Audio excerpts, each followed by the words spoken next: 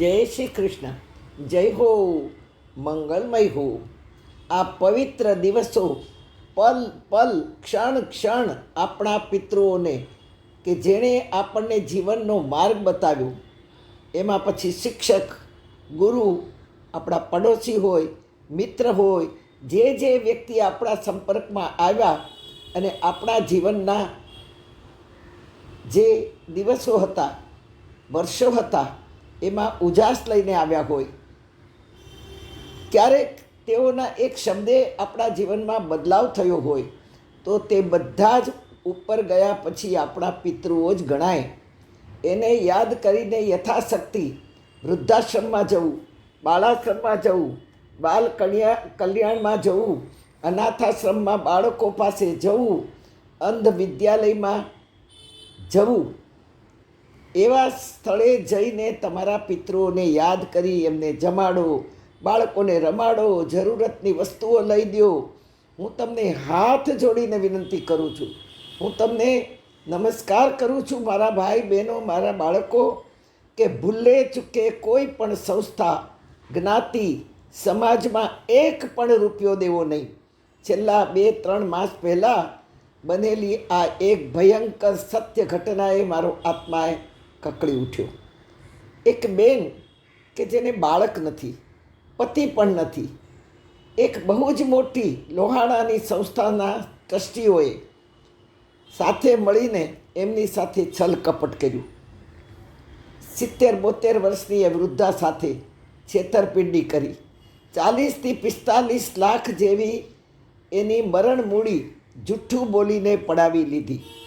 એણે એમને કહ્યું કે માસી તમારે તો કોઈ છે નહીં, તમારે કાંઈ પણ કરવું હોય તો અમારી સંસ્થાને ડોનેશન આપો, કે અમે ધર્મ કાર્ય, સત્સંગ કાર્ય કરવા માટે એક સભાગૃહ બનાવીએ છીએ અને એમાં તમારું નામ રાખશું.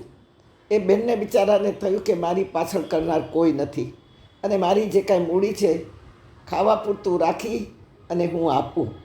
40-45 લાખમાં સભાગૃહ બંધાવો છે કરીને પડાવી લીધી રકમ અને સભાગૃહને બદલે ઓફિસ બનાવી કે જેમાં 1-2 કલાક કાર્ય થાય અને પછી પાર્ટીઓ થાય. એ વૃદ્ધાને ખબર પડી, એટલો બધો આઘાત લાગ્યો છે કે આજે એ હોસ્પિટલમાં છે. મને એમના પરિવારમાં કોઈ તો હોય ને, એમણે મને ફોન કરીને કહ્યું કે માં, આને તમે ખુલ્લા કરી દો આવા લોકોને. માટે મારા ભાઈ બહેનો, એક પણ સંસ્થાને તમારી મહેનતની લક્ષ્મી દેશો નહીં. લક્ષ્મી માં છે. દોષ લાગશે આપણી માને આપણે ગમે તેને ત્યાં ન મોકલીએ, ગમે તેના હાથમાં ન મોકલીએ, ગમે તેને ઘરે ન મોકલીએ.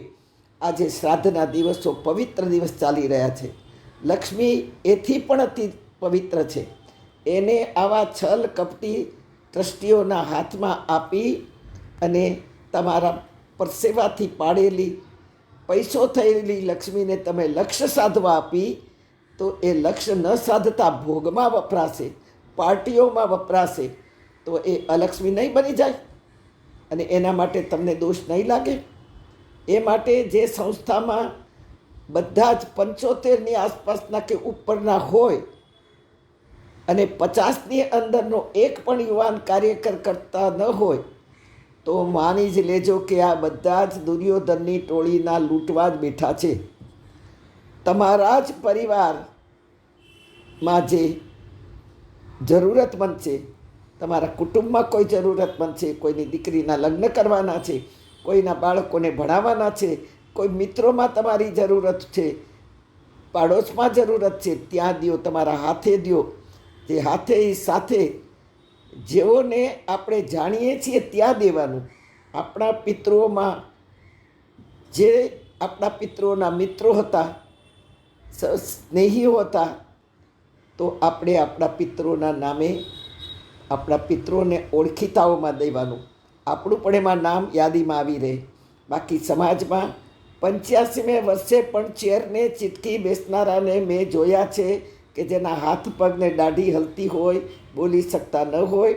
એમના ગયા પછી એમના વંશજોએ એ જ સમાજમાંથી નામ અને નાણું કમાયા હોય અને આજે પણ મને ખબર પડી છે કે આજે પણ આવા ગયેલા ટ્રસ્ટીઓના વંશજો સમાજના નામ અને નાણું કમાયા છે એમાં પરત એ જીવી રહ્યા છે. આજે આવા સમાજ જ્ઞાતિની આવકનો હિસાબ મળતો નથી, કારણ કે કોઈ માગનાર જ નથી. તેથી જે ગયા છે એના જ વંશજો આપણા સમાજના પૈસે ટકી રહ્યા છે.